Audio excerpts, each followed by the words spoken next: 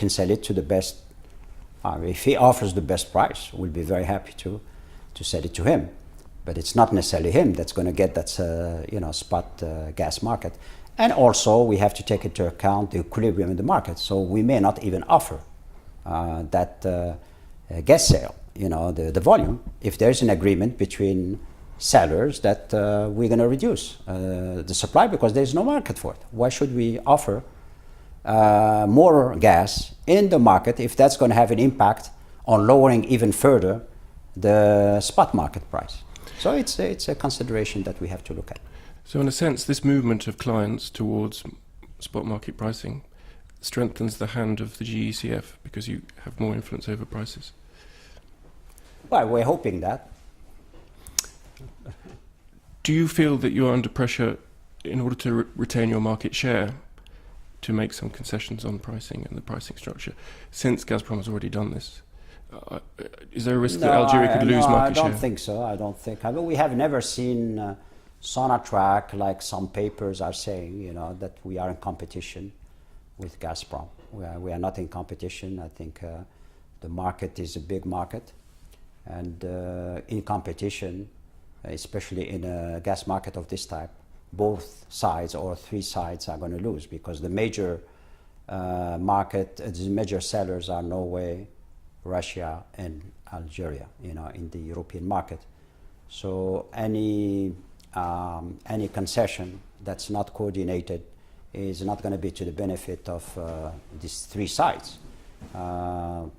Consequently, we don't see ourselves, being in competition with Gazprom or Statoil in that concern. Was Gazprom's decision coordinated with the other members of the GECF? I don't know really what decision they made, so I cannot answer you. But in any case, I think Russia is the prime, mover behind the forum. As you know, it was created in Moscow, and our Secretary General is Russian. So we expect Russia to play a very important role to help, the forum stabilize the market. And I think it's all in their interest to do that, especially if they retain the market share. I mean, if we assume that each one of us retain their market share, why should we go, trying to get, bigger market share if the result is lowering prices and lowering revenues of each one of the members? So this is the whole presentation we're going to make, and I hope it will come out with very specific demonstrating the interest that members have to coordinate among themselves in the situation we are in now. That doesn't mean that we're going to do that on a permanent basis, but definitely in a situation where we have excess supply in the market, we need really to coordinate better among us what we need to do. Can I move on now to oil and the OPEC meeting in Vienna? What's your view about OPEC member states' compliance? The data seems to suggest that it's been slipping in the last few months, compliance with the output cuts. Well, I don't have really figures, on compliance. Compliance has been good, I think, depending on who, measures the compliance. Most countries, when you ask them that question, they demonstrate to you that they are complying. And I think what is important really is that decision we made in Oran, in 2008, was to reduce, by 4.2, and we have been able, to achieve through that stabilization of the market, and of course now, with hopefully, the economic crisis coming to an end, we are seeing, prices firming up. And of course, because of also the weakening of the dollar, we're seeing that also. And I think now that the third or fourth quarter, we're going to see even more strengthening of the price. So the compliance is not a major, issue at this stage. It would have been if the price collapsed. It would have been. So I don't think it's a major issue. Of course, we're going to make sure, that the members, comply, because it's not fair that some members, benefit more than others, because that's the deal. You are an organization, then you have to comply by the rules of the organization. What do you think the price will be by the end of this year? Well, I think prices, I always said, it's in the 80s, I mean, in the 70s, 80s, I think in that range, and we don't know. Nobody knows. But if the economy strengthens, and I think it is, and the demand, will strengthen because of that. It has been strengthening in the China and India, but if we do have a strengthening in the US, it will have an impact. So we should see by the end of the year the low end of the 80s, and I think that's a fair price. Everybody is agreeable. It's not going to affect the taking off of the economy. It's the producing countries have made big effort to really make possible the supply for the crisis to end, and I think we did a good job there. Not to cut down, supply. I think it was very good, and now we need to make sure that the economic growth, will happen, and I think it's happening, and I think prices will be in the lower 80s by the end of the year. What decision will OPEC take on March 17th? Well, in this situation, it's obvious it will be very difficult to go for lowering, first lowering of the production, because that means we are not doing what we have been saying, helping the world economy.